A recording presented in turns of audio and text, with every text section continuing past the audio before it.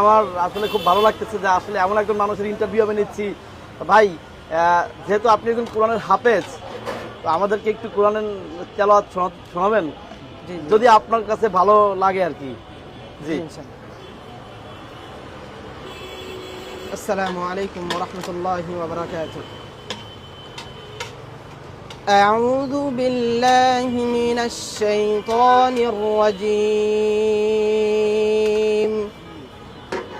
বিসমিল্লাহির রহমানির রহিম।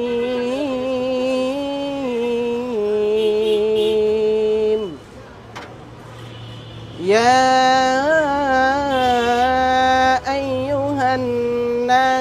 ضرب مثل فاستمعوا له إن الذين تدعون من دون الله لن يخلقوا ذبابا ولو اجتمعوا له وإن يسلبهم الذباب شيئا لا يستنقذوه منه ضعف الطالب والمطلوب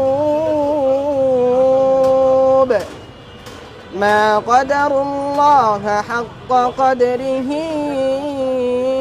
إن الله لقوي عزيز الله يصطفي من الملائكة رسلا ومن الناس إن الله سميع بصير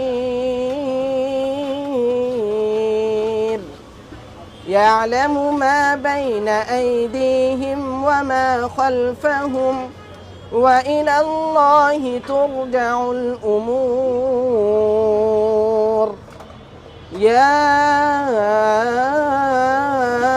أيها الذين آمنوا اركعوا واسجدوا واعبدوا ربكم وافعلوا الخير لعلكم تفلحون صدق الله العظيم। সুবহানাল্লাহ, খুব ভালো লাগলো ভাই, মানে মন জুড়াই গেছে একবারে কোরআন তেলাওয়াত শুনে। না, হাফেজ তো দিছি, এফজো পরীক্ষা দিছিলাম, বাংলাদেশে 2 নম্বর হয়েছিলাম। বড় আচ্ছা, আপনার নাম কি ভাই? তারপরে হাফেজ মোহাম্মদ হাবিবুর রহমান। হাবিবুর রহমান। যাক, এই যে আপনি বেচা কিনা কিরম হচ্ছে এখন? আলহামদুলিল্লাহ। কটা থেকে কটা পর্যন্ত এখানেই পাওয়া যায়? বিকাল 5টা থেকে সকাল 4টা পর্যন্ত। এই দোকানের নাম কি?